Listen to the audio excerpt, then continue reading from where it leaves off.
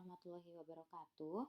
Mohon maaf Bapak Ibu, saya berhalangan hadir secara tatap muka, jadi saya ganti dengan video pembelajaran. Nah, hari ini kita akan membahas terkait masa prenatal atau masa di sebelum kelahiran. Nah, apa itu masa prenatal? Jadi kurang lebih kehidupan manusia itu dimulai dari saat sel sperma dan sel telur bertemu dan juga menyatu, lalu terus bertumbuh, berkembang dari satu sel menjadi berjuta-juta sel, sehingga lengkap menjadi tubuh manusia dan kemudian lahir. Nah, di sini bayi yang awalnya tidak berdaya, tidak bisa apa-apa gitu ya, tumbuh dan berkembang baik itu dari perkembangan motorik, perubahan kemampuan kognitif, kehidupan emosi, dan juga kehidupan sosialnya, seperti itu. Nah, jadi untuk periode prenatal itu ya berlangsung selama kurang lebih 9 bulan atau 280 hari sebelum lahir ya, atau mungkin kurang lebih sekitar 40 minggu ya Bapak Ibu ya. Jadi seperti kurang lebih yaitu 9 bulan itu. Nah, terkait periode perkembangan prenatal itu ada beberapa periode. Yang pertama ada periode germinal ya. Nah, periode germinal itu adalah ketika sejak pembuahan sampai akhir minggu kedua gitu ya. Jadi masih benar-benar belum terbentuk sama sekali gitu ya. Nah, lalu yang kedua ada periode embrio, yaitu dimulai dari akhir minggu kedua hingga sampai akhir bulan kedua di 2 sampai 8 minggu kurang lebih ya, di minggu kedua sampai minggu ke-8. Lalu yang selanjutnya ada periode fetal, yaitu dimulai dari akhir bulan kedua sampai lahir. Nah, jadi di sini sudah mulai terbentuk janinnya seperti itu. Nah, pada periode janin, ciri-ciri individu dewasa mulai terlihat seperti kepala yang tadinya lebih besar menjadi mulai mengecil. Nah, ini ya kurang lebih ya untuk periode-periodenya dari yang baru mau dibuahi lalu sudah terbentuk gitu ya. Nah, ini janinnya sudah ada. Nah, ini yang tadinya kepalanya besar sekali gitu ya, mulai seimbang seperti itu. Nah, ini gambaran periode per periode yang tadinya itu tadi ya, yang sudah saya bilang awalnya kepalanya besar, dia tangan dan kakinya kecil, lama-lama sudah menjadi lebih seimbang seperti itu ya, dari kepala, kaki dan juga tangan.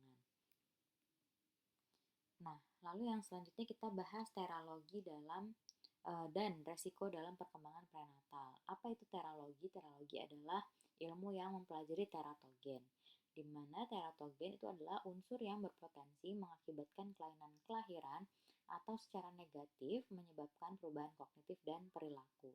Penyebabnya apa? Penyebabnya adalah dosis obat-obatan, kerentanan genetik, durasi paparan seperti radiasi, pestisida, bahan kimia, limbah, dan polutan. Sehingga ketika ibu hamil, itu memang tidak bisa sembarangan untuk minum obat-obatan gitu ya. Atau mungkin dari genetiknya gitu ya, dari turun-temurun sudah ada. Atau mungkin dari paparan, makanya kalau ibu hamil itu tidak boleh sembarangan X-ray ya. Juga ketika makan buah-buahan atau sayur-sayuran dipastikan harus dicuci bersih dulu agar bebas pestisida dan juga bahan kimia dan mungkin yang lain-lain seperti itu. Nah, ini kurang lebih masa rentannya ya ketika ibu hamil gitu ya. Nah, ini yang warna merah ini sangat rentan gitu ya. Jadi kita membacanya dari sini. Ini minggu 1 sampai minggu ke-38 gitu ya. Nah, di sini yang paling rentan adalah minggu ketiga sampai minggu ke-16 gitu ya. Itu sangat rentan. Yang lumayan aman adalah ketika ini sudah minggu ke-17 sampai menjelang kelahiran gitu ya. Walaupun tidak terlalu rentan, tetap saja kita harus tetap memperhatikan kesehatan juga ya. Nah, yang warna merah ini misalnya di yang pertama gitu ya. Di minggu ke-7 sampai minggu ke-9 yang paling rentan adalah terkait maskulinitas atau kelamin gitu ya, kelamin perempuan, kelamin laki-laki. Nah, ini yang rentan gitu ya. Makanya kalau misalnya ada kelainan, misalnya kelamin ganda atau mungkin mungkin kelaminnya ada kelainan gitu ya. Nah, itu mungkin ada yang salah di minggu ke-7 sampai minggu ke-9 seperti itu ya. Nah, contoh lain adalah misalkan di sini ya nih, terkait misalnya bibir sumbing gitu ya. Nah, bibir sumbing ini sangat rentan di minggu ke-5 sampai minggu ke-6 gitu ya. Jadi jangan mungkin minum obat-obatan secara sembarangan dan lain sebagainya. Nah, ini jadi ibu yang misalnya anaknya ada bibir sumbing, kemungkinan yang salah adalah di minggu ke-5 sampai minggu ke-6 gitu ya, pembentukannya seperti itu. Terus misalnya contoh lain terkait mata gitu ya. Nah, mata itu yang paling rentan di minggu ke-4 hingga ke minggu ke-8 gitu ya. Nah, kurang lebih seperti itu. Nanti materinya akan saya share ya terkait masa rentan ini gitu ya. Memang yang paling rentan di tadi ya di minggu ke-16 terakhir gitu ya. Walaupun memang sampai menjelang kelahiran ya memang tetap ada resiko juga ya Bapak Ibu ya. Jadi memang tetap harus dijaga seperti itu. Nah, di sini ada perawatan pra-kelahiran gitu ya. Nah, yang pertama ada pada perawatan medis, program pra-kelahiran sering mencakup pelayanan pendidikan, sosial, dan gizi yang menyeluruh gitu ya. Jadi ketika sebelum lahir biasanya ada pendidikan misalnya diajarkan ketika misalnya mau lahiran normal gitu ya.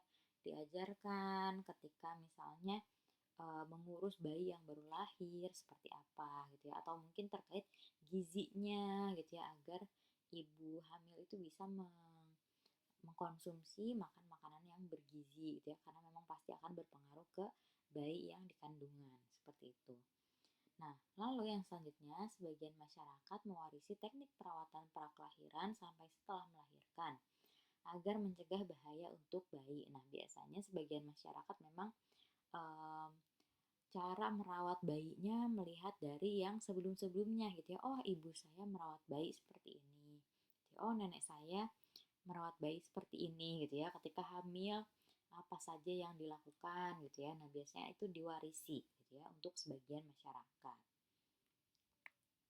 Nah, di sini ada faktor yang mempengaruhi perkembangan prenatal. Nah, yang di sini dijelaskan bahwa kesehatan ibu, penyakit yang diderita ibu hamil akan mempengaruhi perkembangan masa prenatal gitu ya. Nah, contohnya di sini ibu yang terkena campak rubella 60% kemungkinan bayi terlahir cacat. Jika menyerang si campak itu ya, jika si campak itu menyerang pada 2 bulan pertama kehamilan, itu bisa menyebabkan kebutaan, tuli, kelainan jantung, kerusakan saraf, dan keterbelakangan mental dan emosional gitu ya. Nah, jadi memang ibu hamil itu harus dijaga kesehatannya ya Bapak Ibu ya. Kalaupun misalnya sakit langsung segera ke dokter agar diberikan obat yang memang direkomendasikan gitu ya, aman untuk ibu hamil gitu ya. Karena kalau misalnya mungkin kita sekedar pusing nih gitu ya atau pilek, kita asal minum paracetamol padahal bisa jadi dosisnya atau mungkin jenis obatnya itu tidak direkomendasikan untuk ibu hamil. Seperti itu. Jadi memang benar-benar ibu hamil itu harus dijaga kesehatannya karena memang akan bisa berpengaruh gitu ya ke bayinya seperti itu. Nah, terkait gizi ibu gitu ya. Jadi pada masa prenatal, perkembangan janin bergantung pada gizi ibu yang diperoleh melalui darah. Sehingga ibu hamil harus memiliki gizi yang cukup seperti protein, lemak, vitamin, dan karbohidrat. Di mana ibu yang kekurangan gizi bisa melahirkan anak yang cacat gitu ya. Jadi memang harus diperhatikan sekali gizinya dan juga mungkin minum vitamin yang kaya asam folat gitu ya, terus juga kalsium, tablet tambah darah itu kan bisa mencegah stunting ya pada anak ya. Terus juga mungkin vitamin D biasanya gitu ya, karena memang um, anak di kandungan itu yang mengambil gizinya ya dari gizinya ibu gitu ya, sehingga rentan sekali ibunya yang justru kekurangan gizi gitu ya. Mungkin makanannya biasa aja ya seperti sebelum hamil gitu ya, tapi karena sedang hamil gitu ya, anaknya menyerap gizi dari ibunya, jadi ada kemungkinan sekali ketika ibu itu justru jadinya kurang gizi karena diserap sama janinnya seperti itu. Jadi memang harus mengkonsumsi biasanya vitamin-vitamin tambahan seperti itu. Lalu yang selanjutnya ada penggunaan bahan kimia. Ada rokok, alkohol, obat-obatan contohnya gitu ya. Nah, contohnya di sini ada alkohol gitu ya. Nah, kalau misalnya ibu hamil itu mengkonsumsi alkohol, itu bisa ada kemungkinan fetal alcohol syndrome gitu ya. Jadi lahirnya tidak normal, bentuk wajahnya juga tidak normal, hati dan limpa tidak berfungsi secara normal, ada depresi, ada kecemasan gitu ya. Jadi memang sangat dijaga sekali gitu ya terkait gizi ibu gitu ya. Apalagi ini terkait bahan kimia seperti itu. Nah, contoh lain di sini ada nikotin gitu ya. Nah, kenapa ibu hamil itu tidak boleh menghirup asap rokok gitu ya? Karena bisa menimbulkan kematian janin, kelahiran dengan berat badan yang tidak normal gitu ya, entah itu justru apa namanya terlalu kecil atau mungkin malah sebaliknya bisa jadi gitu ya. Ada masalah pernapasan gitu ya, terus juga ada language dan cognitive delays. Jadi anaknya ketika seharusnya anaknya itu sudah bisa bicara misalnya, itu anaknya belum bisa bicara gitu ya. Atau ketika anak itu harusnya sudah memahami gitu ya, memahami mungkin cara bermain, sudah harusnya bisa memahami mungkin apa namanya muka ayah dan ibunya misalnya, nah itu belum bisa misalnya gitu ya. Jadi secara kognitif ada delay, ada keterlambatan seperti itu. Lalu juga ada kemungkinan risiko kanker dan juga tumor otak. Jadi memang ibu hamil sebaiknya memang dijaga dari asap rokok gitu ya. Walaupun misalnya bapaknya ngerokoknya di luar kok, nah tapi kan asap rokoknya nempel di baju gitu ya, nempel di badan. Terus juga mungkin di sofa masih ada sisa-sisa asap rokoknya gitu ya, yang mana itu ketika dicuci pun juga nggak langsung hilang tuh gitu ya si apa namanya zat-zat yang ada di rokok itu gitu. Jadi memang sebaiknya ketika ada ibu hamil ya udah stop aja rokok gitu ya, itu yang paling ideal. Lalu yang selanjutnya ada kokain contohnya gitu ya. Nah, kokain itu bisa berdampak ke kelahiran dengan fisik tidak normal, motor delays. Motor delays itu ketika misalnya ketika anak harusnya sudah bisa jalan nih gitu ya. Nah, itu ada keterlambatan. Ketika anak harusnya sudah bisa apa namanya?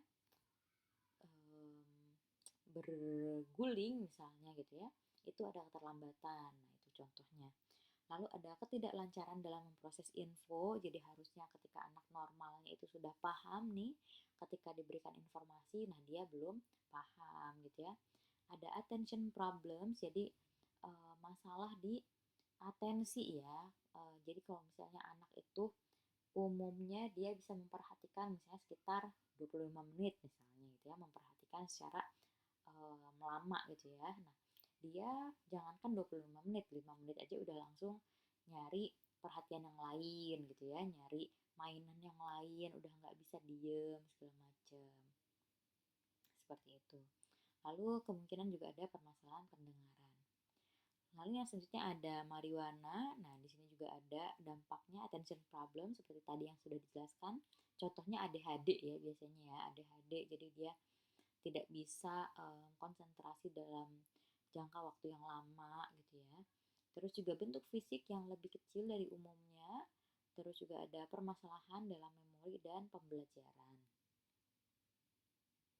Nah, faktor yang lainnya. Nah, di sini ada faktor yang lain. Yang pertama ada usia ibu ketika hamil gitu ya. Nah, semakin tua atau semakin muda usia ibu hamil, maka memang semakin tinggi risiko kelahirannya ya, entah itu jadi prematur atau mungkin preeklamsia dan lain sebagainya gitu ya. Jadi memang sebaiknya ketika memang merencanakan kehamilan itu di usia yang memang masih produktif, masih ideal seperti itu gitu ya. Tapi ya namanya Allah kan punya kehendak lain ya gitu ya. Tapi kita sebagai manusia memang sebaiknya berusaha gitu. Lalu yang selanjutnya ada emotional state dan stres gitu ya. Jadi kalau misalnya ibu itu mengalami stres yang sangat hebat, maka akan menaikkan tekanan gitu ya, sehingga asupan oksigen itu akan berkurang. Nah, kalau misalnya stres, asupan oksigennya berkurang, maka ada kemungkinan 4 kali lebih besar untuk melahirkan prematur gitu. Jadi kalau misalnya Bapak Ibu di sini pengen anaknya sehat-sehat aja gitu ya, ketika hamil sebaiknya dijauhkan dari rasa stres seperti itu. Nah, di sini ada periode postpartum. Postpartum itu adalah periode setelah kelahiran gitu ya. Nah, periode ini berlangsung selama 6 minggu sampai tubuh ibu itu sesuai dengan kondisi setelah melahirkan gitu ya. Jadi ketika udah melahirkan nih kan memang ada penyesuaian ya. Setelah melahirkan apa namanya mungkin fisiknya kan masih ada sakit-sakitnya gitu ya. Nah, periode ini berlangsung selama kurang lebih 6 minggu atau sampai tubuh ibu tuh udah mulai pulih gitu ya. Nah, dari segi penyesuaian fisik itu pasti ada rasa capek, ada perubahan hormon gitu ya, mungkin jadi lebih sensitif, gampang marah gitu ya, karena ada perubahan hormon itu tadi. Lalu kembali menstruasi, proses rahim kembali ke ukuran semula gitu ya secara bertahap, dan berat badan kembali seperti semula gitu ya setelah melahirkan itu.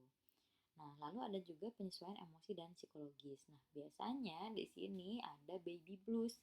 Dan baby blues ini sangat wajar ya Bapak Ibu ya, karena memang dialami 70% ibu baru di US gitu ya. Di Amerika itu ada penelitian ternyata baby blues itu dialami oleh 70% ibu baru gitu ya. Nah, kalau misalnya si baby blues ini masih bertahan, maka akan menjadi depresi postpartum gitu ya. Jadi ada rasa sedih, cemas berlebihan, yang mana dia terjadi 2 minggu atau lebih, gitu ya. Dan itu bisa berpengaruh ke hubungan ibu bayi, gitu ya. Jadi ibunya justru malah benci sama anaknya, nggak mau ngeliat anaknya, gitu ya, nggak mau nyusuin anaknya, gitu ya. Nah ini kemungkinan besar dia mengalami depresi postpartum.